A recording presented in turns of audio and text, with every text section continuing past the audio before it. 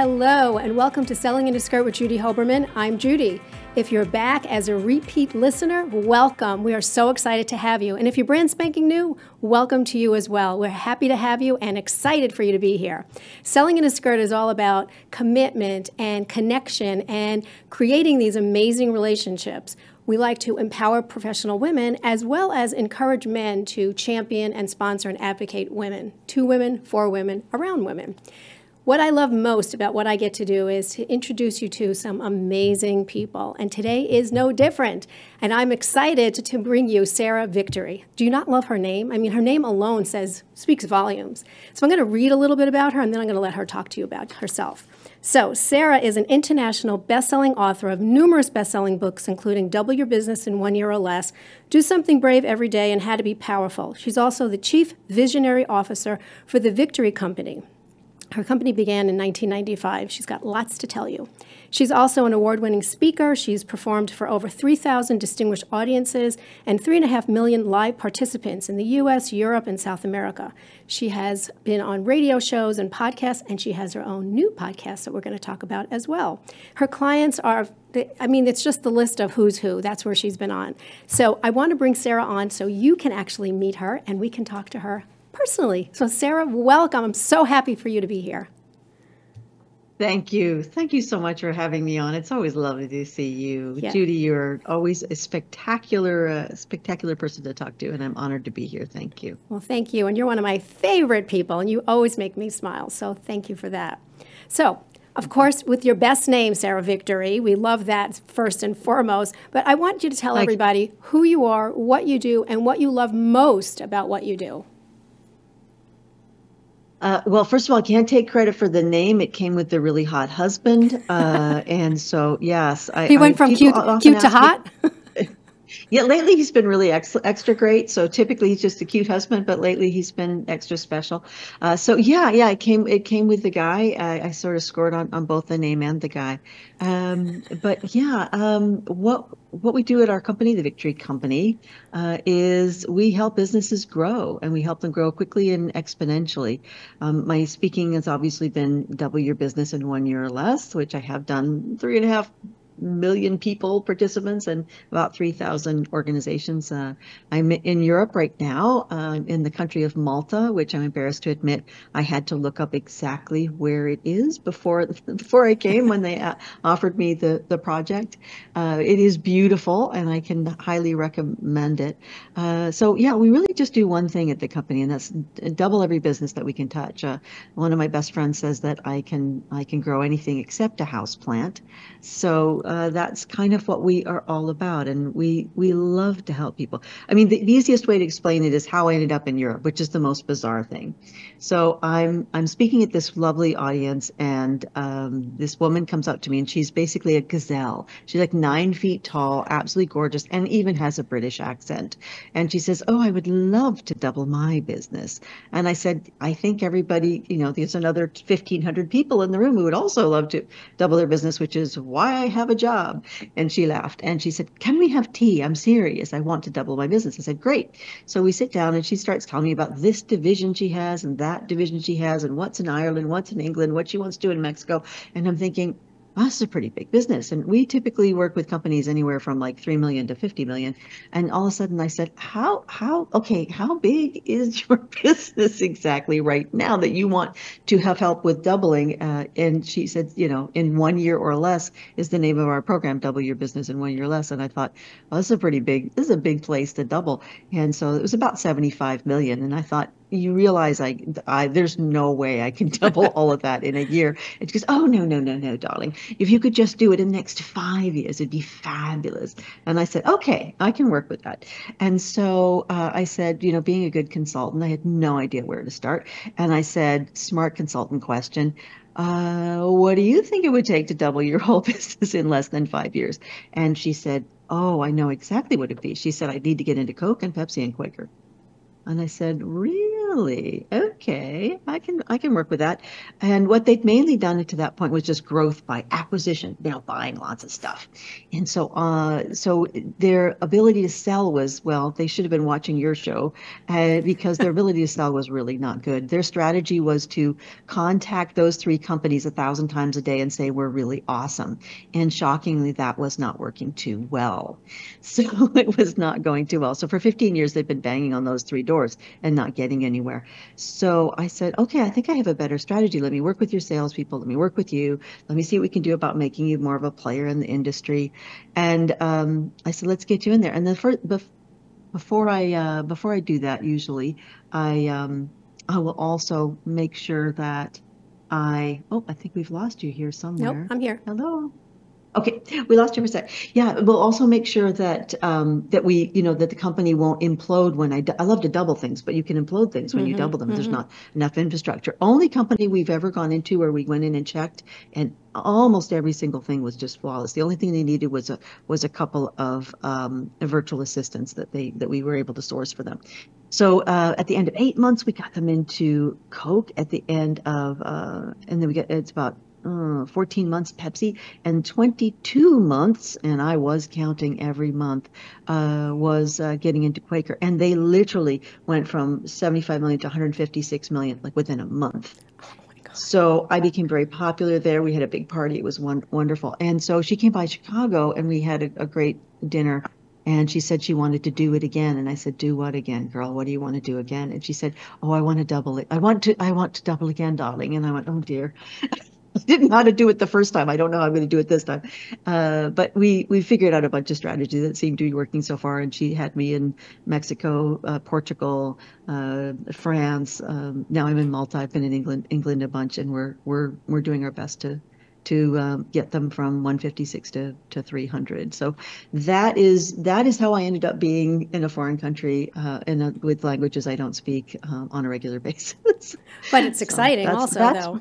that's what we do. But yeah, and it's we really try to be one-stop shopping for organizations that need us, whether they need virtual assistants, whether they need fractional people, like somebody's having a baby and they need a part-time CFO, CIO, COO, EIEIO. We've got them all. And then we have a whole internal creative department if somebody needs a website or if they need anything, but something that they're only going to do once. Like, why learn how to do those things when we have an internal team that can now do that? So it's over the years, it's just grown and grown and grown and expanded for now 29 years. So that's what we do. Unbelievable, unbelievable. But there's always a backstory, Sarah. And so Yeah. how did you start to do this? Because most of us doing what we're doing now, we didn't grow up saying, oh, I want to be a consultant, or I want to be this, or, unless you're a doctor, a lawyer, or something that was very specific. So what's your backstory? Because I know it has to be fascinating. I hope so. I absolutely hope so. Yeah, it's interesting. Yeah, I don't think people, I don't think people think, oh, I want to be a speaker and speak to thousands of people. I was fairly shy growing up, which most people are often surprised by. Like, you speak to thousands of people. Why, how the heck are you still a little shy?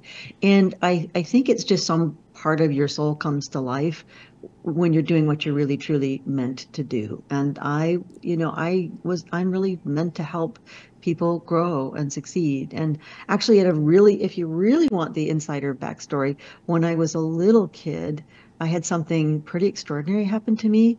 And that extraordinary thing led me to knowing that I was meant to help people grow and succeed. And it's sort of taken over my destiny. Do you want to hear the story? I do. And the reason I want to hear it more than ever is because a wise woman told me once that something that happens to you when you're little brings you to where you are today. And so, we all have that story, but you have to think about it. So yours. So tell me. I do. Yeah, I think finding your purpose in life for most people is very, very difficult. Mine was handed to me at the age of 4.5. I couldn't swim. I was 4.5, hadn't learned to swim yet, and I ended up falling into a pool and hitting the bottom, hitting my head, and didn't know how to get out. And nobody, noticed right away. She disappeared, and I found myself in this strange circumstance. that I thought it only happened to me and nobody else in the world. I now know sometimes these sorts of things are not so uncommon. But I found myself hot, and I found myself going very, very fast through this bright tunnel. And I don't know if it was lack of oxygen to my brain or if I was an overly imaginative 4.5-year old, but it changed the trajectory of my life forever, because all of a sudden I'm on the other side of whatever is other side, and all these beings are lovely and it's wonderful, and I'm thinking, oh, this is great, I could just stay here, it's really pretty fabulous on this side. And they were saying, wow, life is hard, maybe we shouldn't send her back, she's having a tough time already. My childhood was a little challenging, a lot challenging. And they said, maybe whoever they were was said, maybe we should just keep her here. And I don't know what came over me, but I gave my first sales pitch, and I said, you know what? I think I want to go back. And they went, what? And I said, no, I think I want to go back. And here's why. Here's my sales pitch, right? If you let me go back, I promise I will help millions of people grow and succeed. Millions. I'm going to help millions of people grow and succeed. You just have to let me go back. And all of a sudden, I sort of felt like that was that moment when, you give your 16-year-old keys to the car and you say, please don't wrap it around a tree. They sort of had that vibe about it. And then the next thing I know, I'm going a million miles an hour the other direction. And I'm up on the ceiling of this pool area and looking down. At least that's my perception of it. And I look down, and there's this guy standing over me. I think he was a doctor, but I don't know. And he has his hand on my tiny little wrist, and I'm blue. And I'm looking down, going, oh, this doesn't look good. And he's saying, oh gosh, I think it's too late. When's the ambulance coming? People were just scurrying and freaking out and screaming and everything. And I remember thinking to myself, I know I could tell they couldn't hear me, but I'm like, I need to get back in there into my little tiny 4.5-year-old body. I made this big promise, and now I've got to deliver. So 4 seconds later, I'm back in my body, I guess, and I'm cold, and I'm shivering, and I'm uncomfortable, and I'm coughing, water everywhere, and for the rest of my life from that point. It took me decades before I ever told anybody that, because it seemed a little nuts to me growing up, but it stuck with me. It really, really stuck with me. And I remember there was this cab driver that I bumped into in Hawaii one time, and I remember saying to him, I think, you tell people strangers things you wouldn't necessarily tell. And I said, sometimes I think I should have picked a smaller number. Million sounds too hard. And then once I hit to a point where I'd spoken to groups where more than 1 million participants, more than 2 million, more than 3 million, it's funny how then you start thinking maybe my number's too small. That's a great story. That's a great story. And I mean, that is your backstory without question. Yeah. And for me, it's just my life. But for other people, I think it's, we all have that moment when we know what our purpose is. And who was it who said, we have 2 important moments in our life. One is when we're born, and the other is when we figure out why. Yep. And I was lucky. I was lucky to know why. I just had to figure out how I was going to do that exactly. And it took decades to make that a reality. Well, I just remember, it was very difficult. And it is, and it's difficult to let people, in on that story, because some people will go, "That's kind of weird," or "Does that really happen?" Yeah, I always worry. Yeah. I always worry. Yeah, but I always say, I think it's of my pay grade whether it how, if it was real or a dream. Who cares? Who cares? It impacted me, and Absolutely. it doesn't matter where inspiration comes from. It can be an idea in a moment. It can be something somebody said to you when you were 10 or 5 or 4.5 in my case. It can be a grandparent saying, "I believe in you." Yeah. It doesn't matter. You sort of have to take those moments of inspiration and run with them. Yeah. I just remember being 5 or 6 when my father kept telling me, girls don't do this and girls don't do that. And wherever I was doing something that was with my brothers, he'd pull me by my ponytail and move me over and say, girls don't do this and girls don't do that. And, you're always asking questions. You take up too much time from people. You're a waste of time, blah, blah, blah, blah, blah, blah, blah, blah. And so what do I do decades later? Girls do this and girls do that. So it's very interesting when you think about, when you think about those things. So. I think that was really common. I think probably still isn't, certainly in many parts of the world. But how wonderful that you found a way to do what girls don't always do as a professional speaker, as a writer. And coming up, I think it's sometimes difficult to Hmm. find your place when you've heard those kinds of messages that most of us have heard, but you have to find your way. You have to, Yeah. have to Yeah. find your way. I'm so glad that you overrode those. I'm sure he meant well, and No, I no, think there no. was a time when he didn't mean well. Okay, so we have a similar childhood. Yeah, I think, yeah, I think you have to override that for the rest of your life of thinking that. And I think as a culture, around the world, I see this. All the statues are of, men on horseback with a big sword. There's not a lot of women on horseback with big sword.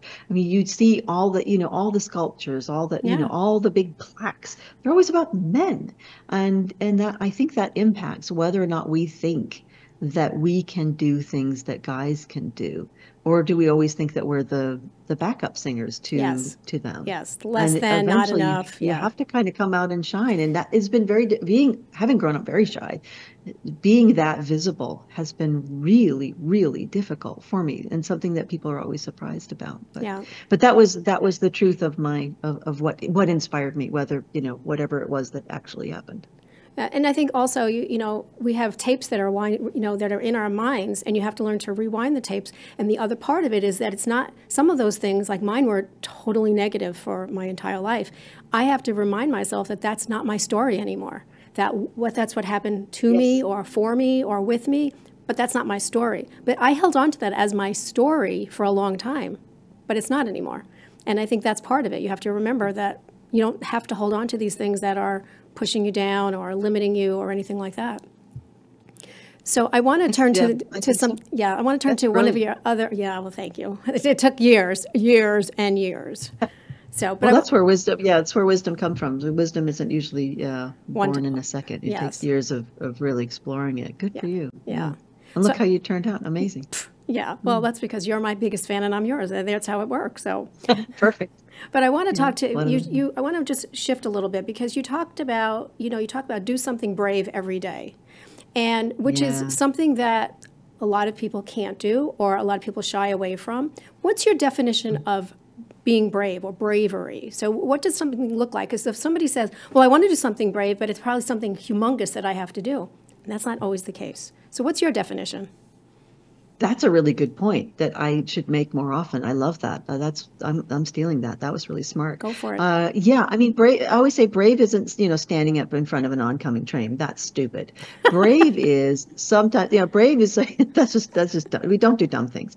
But brave is when you do something that you're scared of, but is part of your best destiny.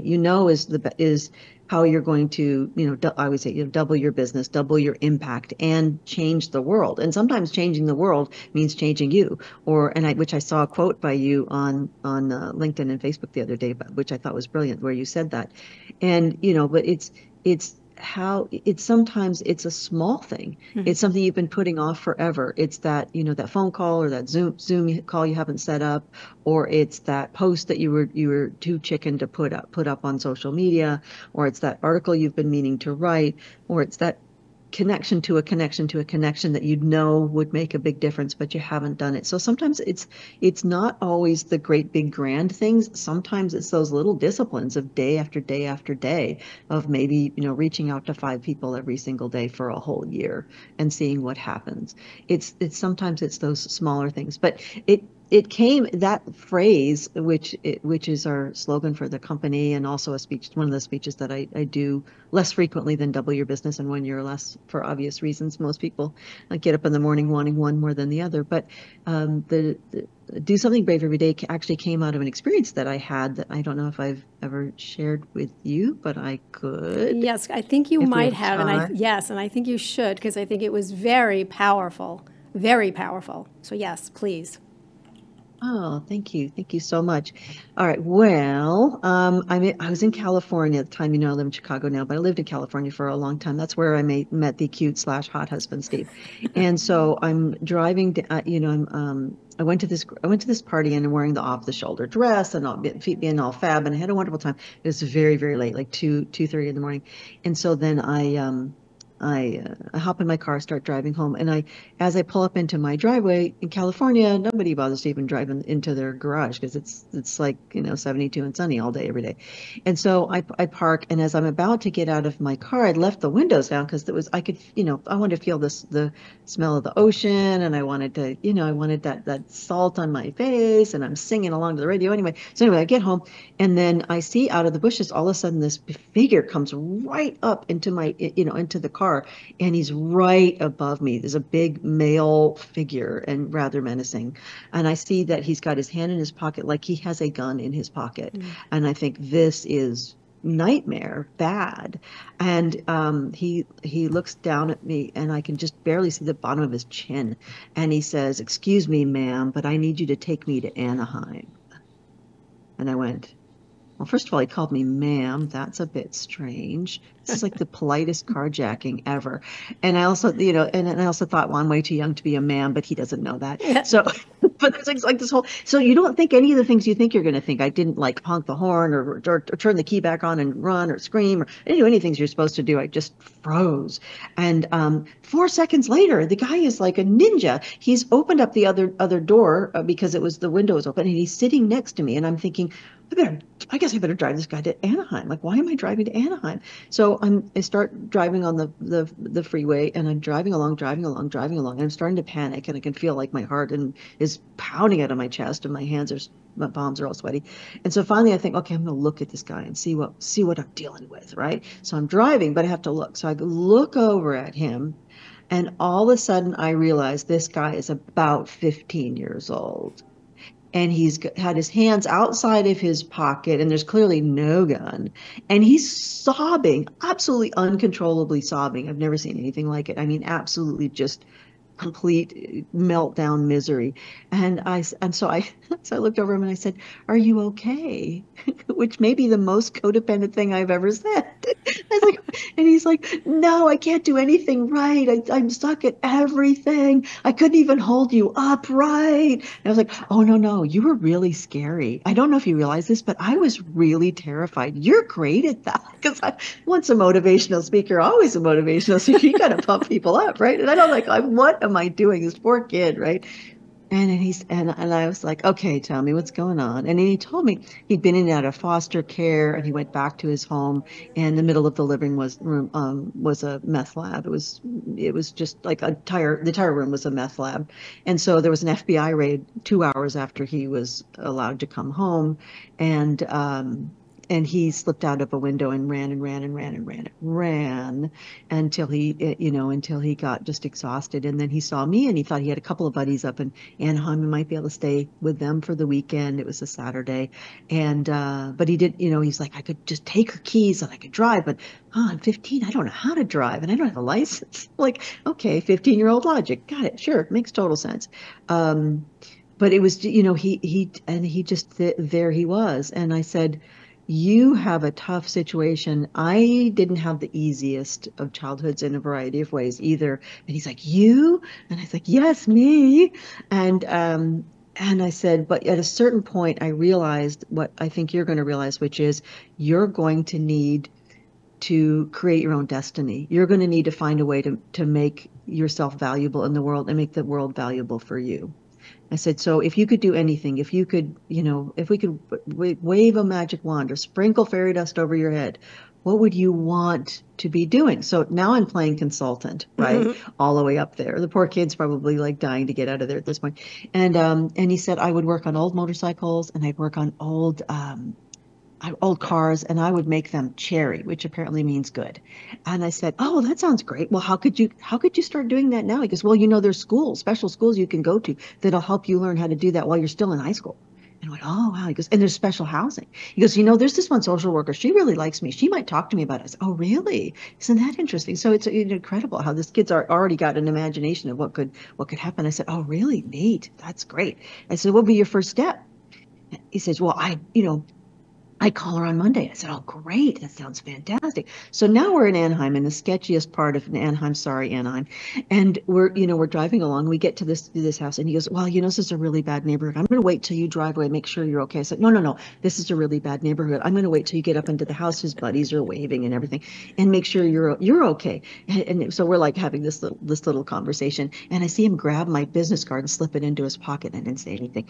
And he said, ma'am, and I kind of let it slide, considering the day he'd had. He says, ma'am, I am 15 years old. I think you're the first person who's ever believed in me. And I said, wow. I said, I think I was probably 26 before I found somebody who believed in me. That's amazing. How I'm honored to be that person. I do believe in you. I don't recommend you repeat tonight, but I do believe in you. And I look forward to seeing you going to your best destiny and you having the best life possible. So he gets out. I drive home. I think my life is crazy. And a few weeks later, I'm flying into Cincinnati, and I'm walking along, and my assistant at the time, Pamela, is on with me, and I'm on my my Bluetooth, and she says, "Oh yeah, this guy called, and he sounds really young." And I said, "Oh, okay." She goes, "No, really young." Well, what did he say? Well, he wants you to know a few things. He wants you to know that he's gotten into a special school. He's working on old motorcycles and cars, and he's making them cherry. Is that a fruit? No, not a fruit. I know what he means. I swear he explained it to me. And he wants you to know that he's discovered the secret of life. And I said, wow. The secret of life? He's discovered the secret of life? He's 15. What is it? And he said to tell you that the secret of life is to do something brave every day. Just to do something brave every day. And I thought, that is so true. I think he could do my programs from now on. He's so brilliant. And she tried to get him to leave his phone number, and he wouldn't. And she asked several times, and he's never with the same, a lot of the same things for years and years. And he never got back to us, and I had no idea how to find him again. But I have this theory that if I tell the story enough times, that eventually, his name was Ricky. Eventually, Ricky will find me, and I can thank him for being the other big inspiration in my life, and that I've been able to impart to so many other people in my programs. So that's awesome. It was one of those things that also changes the way you look at things. And it led my husband and I, after we eventually met, to having some fantastic foster kids we got to adopt. So it was a big deal. And it's a very powerful story, a very meaningful story, and something that a lot of people can relate to. It may not be, holding somebody up in their car, but it could be, just having the being courageous enough to talk to somebody and say, this is what I want to do. I just don't know how to do it. And, sometimes that works. But being brave is, taking you out of your comfort zone, like big time. And many of us in business have jumped out of our comfort zone. And the truth of the matter is, people always say to me, it's too scary, it's unknown. I'm like, okay, but once you step out of your comfort zone and you're there for a little bit, that becomes your new comfort zone. But don't get comfy, because you're going to step out of it again. So it's kind of like, be prepared for it. It's going to be uncomfortable, and that's okay. Because if it's uncomfortable, you're going to try to get around it and fix it and make sure it's the right thing to do. So I love that. I love the whole idea of doing something brave every day. So thank you for sharing that. It has helped me enormously. Thank you for asking and letting me share. I really appreciate that. Yeah, I think I love what you said. I think you're right. It is scary to do new things, and I think people have a fear of success, and they have a fear of failure. Yeah. I always thought fear of failure was much bigger, but sometimes fear of success is even as big. I had a woman who was becoming. We work with a lot of celebrities, and I worked with this one woman, and she had written this New York Times bestseller, and she was getting more and more famous. And she said she was afraid to get more famous because she didn't want her siblings that she loved to feel jealous and to feel unhappy with her. Right. And so we had to find a workaround for her doing the great work that she wanted to do, and not letting concerns about what anybody felt around her, including her family, stop her. So she had to find a way to make it work for them and make it work for her before she could really expand. So it's interesting that it's not always the things that you would think of Mm-hmm. that are keeping us from doing those things. But sometimes, like I think what you said, it was so great, getting out of your comfort zone, even in the tiniest of ways. Like, what is the smallest itty bittiest thing that you could possibly do to get toward that goal? I mean, if you can reverse engineer back from some dream that you have that could be in the future, and if other people have done it, then it's feasible. Anything in nature is duplicatable. So Absolutely. if you know, if it has happened, why not you? Why not? And if that's been put onto your heart by God, the universe, trees, whatever you believe, we don't judge anything. That's great, because that's probably some direction that you're meant to go in. And even if it doesn't end up being the ultimate thing, you learn so much every time you set a goal, whether you achieve it or not. You learn how to set goals, you learn how to achieve goals, and learn what gets in the way. But you can reverse engineer back from a big dream to where you are more Right. easily than most people think. Right. And I think the other part of it is, fear of success is a true concept in somebody's mind. I know it was true. If I would be successful, my father would have been furious, because what he told me was that I had to enter into beauty contests and I had to win because all I was pretty and I'd never amount to anything else. Now, take that in your brain. And every Oh time you my get on, gosh. every time you get on stage, what are you thinking? I'm never going to amount to anything. Nobody's going to believe me. Nobody's going to want me. Blah blah blah blah blah blah. So I had to, rewind the tapes and tell myself that you're awesome and you have a great message and so on and so forth. But that was taking me so far out of Brilliant. but it was so far out of my comfort zone. So I had to. I mean, what I did. And my father's no longer alive, but what I did was I wrote him a letter. I wrote him a letter. I wrote everything that I felt. Took me way out of my comfort zone to even be able to put that on paper. And then I burned it. So it's no longer here. Brilliant. Yeah.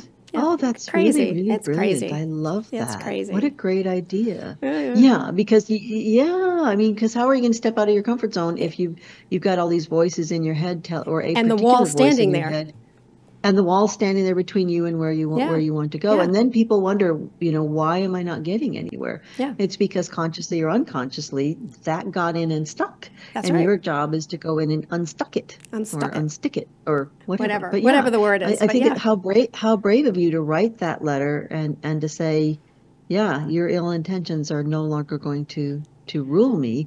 And because what a tragedy it would be if you were not the speaker that you are, if you weren't the consultant that you are, if you weren't writing all the books that you are. I mean, all the people that you help every single day of the year, that would be tragic. I remember Rosita Perez was one of my favorite speakers and one of my first mentors, and she used to say, what a tragedy it would be if you went to your grave with your music still inside you.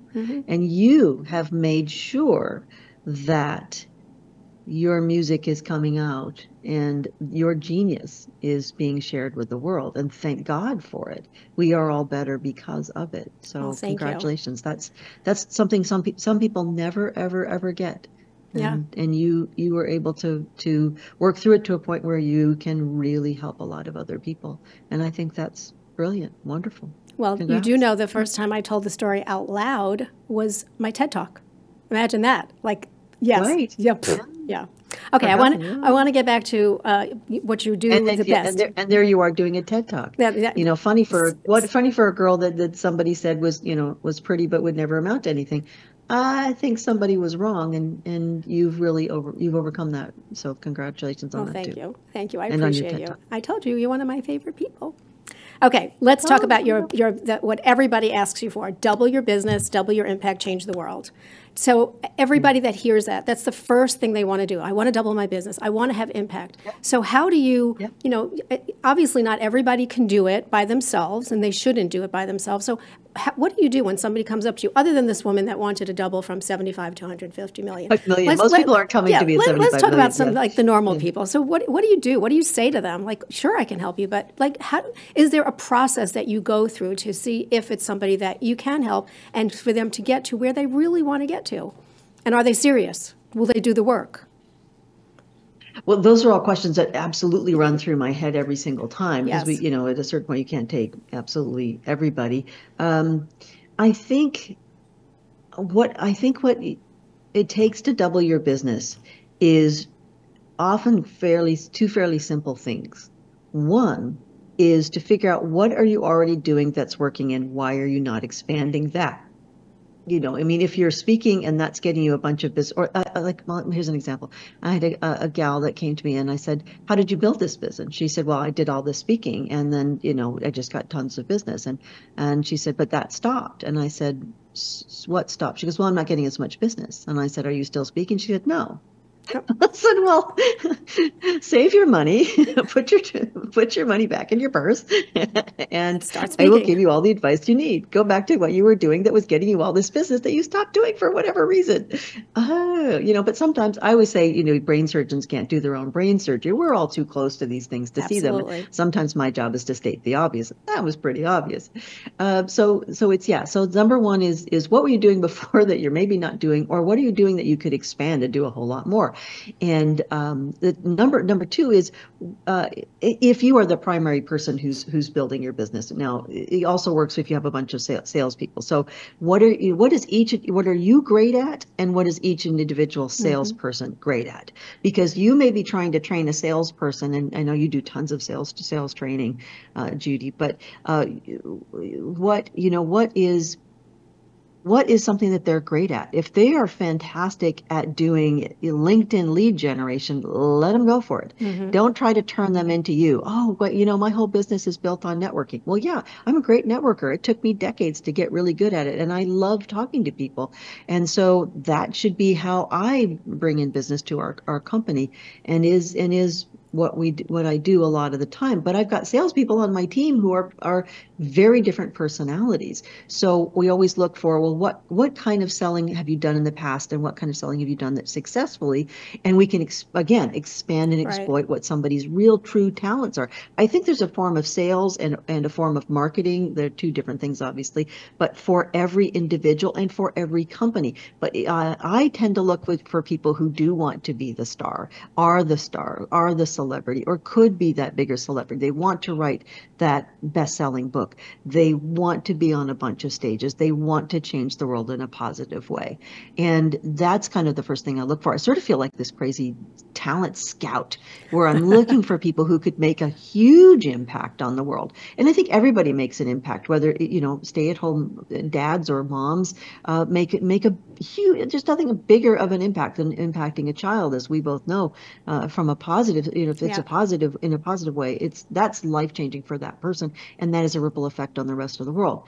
What I look for in the kinds of people we tend to work with are companies where the CEO, the owner, has the capacity to really be a thought leader in their industry, and by doing that, that will allow their business to grow exponentially. Because that's what's easiest for me, and what I know best. We don't tend to work with a lot of brick and mortar stores. Every so often, people will say, "I've got 5 dry cleaners," and I send them to somebody else who specializes in that sort of thing. We like people who sell services and where they're selling the invisible. Right. How do you explain the invisible to people? And I love to do that. And I name a lot of companies, I name a lot of products, I name a lot of services, and 77 of the different book titles that I've gotten to name have been New York Times bestsellers, or Amazon bestsellers, or USA Today bestsellers. So I'm good at labeling stuff. And one of my favorite friends is a guy named Bill Marsili, who's the next episode of our Inspiring Victory show, the Inspiring Victory show podcast and YouTube show, and he said something brilliant about this, which was, and he's the guy that wrote wrote Deja Vu, the movie that Denzel Washington was in. He's this great producer, director, actor, screenwriter in Hollywood, and one of my best buddies. But anyway, he said, "Frame the truth in the best possible light." So how do you have a company, you are an individual, or you have a product or service to sell. Frame it in the best possible light. If you don't take the time to frame it in the best possible light, other people will frame it the way they want to frame it, which may not be in the best possible light. Your job is to figure out what the best possible light is. And the truth is a powerful force. It had better be the truth you are really framing in that best possible light. So yeah, so I think that's a really powerful, that's a powerful message. I love what he said. Yeah. So what happens when somebody comes to you and they're doing really, really well, but their business is 100% referral based? Can they still double their business and double their income, even if the referrals have slowed down? Like, how do you just tell them, go get more referrals? Well, yes and no. Right. Then what we do is we find we find another excuse for them to come in, either come in as the buyer to a bunch of people that are in their network, so that they have something fresh and new and exciting to come in, rather than being the seller. And that's a complicated thing, but it's very doable for most businesses. Or we say, okay, if you're 100% referral based, and that has slowed down a little bit, how come? And it's usually, well, I'm not talking to the people in my database as often. And then we fix that. Well, then we have to have an excuse for you to talk to them. Could you write a book and you want to quote some people in that book? Well, then quote all your favorite people in the book. Do you want to have a podcast, and then interview all your favorite people? An excuse to talk to people. And you're coming in as also sort of as the buyer as well. Right. You're offering immortality by quoting them in your book. You're offering, people love to show off what they've learned over the years, and maybe would like to be the star of your podcast. So you have to know your market and what would work within that market. But yeah, then it becomes, some things don't work forever. The world changes, and some things are no longer appropriate. But if you were getting gobs and gobs of referrals, you're probably a person who can continue to do that. Sometimes you have to, then again, you have a bunch of salespeople and you have to transfer that ability over to them. That's hard. And if they're a different personality type, you may have to let them do things in a different way. Maybe they're writing blogs, articles. Maybe they're creating a podcast for you. Maybe they're, writing content for LinkedIn. Maybe they're doing LinkedIn lead generation. Maybe you hire a LinkedIn lead generation person. But yeah, it's usually easier than people think, but part of it is, again, because there's that brain surgeons aren't allowed to do their own brain surgery thing. I don't think they let hairdressers cut their own hair. It's going to look pretty terrible.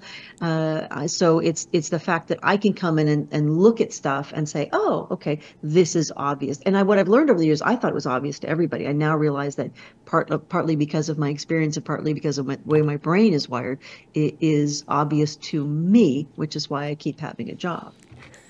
Well, that's the truth. And not everybody has. You have a very different kind of brain anyway. You see things that people don't see. No, seriously. You see things that people don't see. And when you see it, all of a sudden they're like, wait, why didn't I think of that? Because that's not your expertise. That's your expertise. So it's very interesting that, people assume that they should have seen that or knew that, or why am I not doing that? So yeah, but they're too close to it. And just as I hire people to come in and tell me things that I would tell my clients all day long. But that doesn't mean that I have perspective on myself or my own business. But it makes a huge impact really quickly. Yeah, absolutely.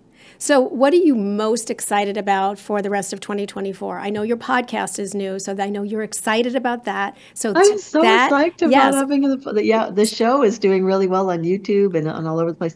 Yeah, it took me forever to actually do it, and getting to talk to all of my favorite pals and have them on the show it's been lovely. It was interesting because the first month of a podcast, I read that 436 views is kind of average. So our goal was to get to 1,000, and my secret goal was maybe we'll have 1,500 views. That was my big dream. And after the first month, Eunice, who does all the podcast launches for other companies as well as did ours for me and for us, said we were over 20,000 in terms of views, and I just about fell over. So it's amazing how when you're scared to do something and then you step out and you really do it, and you hope that it will help people. You hope that it will have impact. You hope that these people that you adore will be appreciated by the world. It's amazing how much you are rewarded when you really do something brave every day. And that was my do something brave every day. So that's really expanding this year. We're going to be doing more group programs, which is exciting. And then our membership site launches right around the end of the year, beginning of next year, January of 2025. So which will be here exciting. In a blink. We know that. It goes quickly. Yes, it goes quickly. Yes. I know. So congratulations on the podcast, because the episodes are great, And Thank you. it's Thank you. wonderful. Yeah, I love that we have one with the two-time Olympian and the gal that climbed Mount Everest and the guy that found the biggest scam in U.S. history, $80 million business. Like interesting people that I wanted to talk to and learn more about. So it's been pretty fun. Awesome, awesome. So you know that there's going to be people that want to connect with you. So where can our listeners find you, connect with you, and learn more about the amazing Sarah Victory and the Victory Company? Oh, thank you very, very much. Yeah, thevictorycompany.com is all spelled out. So just go to thevictorycompany.com. You can get me at Sarah at thevictorycompany.com. And if you want to go to YouTube, it is the Inspiring Victory Show. Also on the podcast, all the podcast platforms like Spotify and Apple Podcast. It's the Inspiring Victory Show. And I'm Sarah Victory on LinkedIn and on Facebook, and on Instagram, I'm Inspiring Victory because Sarah Victory was taken. But yes, those are all the best ways to reach me. There's another Sarah Victory in the world. Who knew? Get out of town. Oh, I'm sure my goodness. She's bad. Yeah. Well, the name is anyway. The easiest way. Yeah. Good. It's a cool name. I do love having it. Yeah. It is. Well, thank you so much for being with us. This has been very special. Thank you for coming all the way from Malta. And we know where it is on the map. Yes, I wish we could be together. We could go for a walk on the ocean together. It's so beautiful here, but it's beautiful where you are too. So I wish I could be there as well. Well, you can see it's beautiful here. Yes, it is. It's very beautiful. Pretty. Very pretty. Lovely. So thank you very much, and I adore you, and you are one of my favorite people. Adore you. And thank you for all your generosity all the way around. Always, always. Thank you so much. It's always such an honor and a privilege. You are an amazing human being. You have an incredible network, and I know that every person who listens to your show gains incredible wisdom every single solitary episode. So it was a great privilege to be asked, and I always love seeing you. So thank you. And thank you. And thank you, everybody who's been listening with us. And I look forward to the next time we will bring some of our amazing guests, both women and men. So we'll see you next time.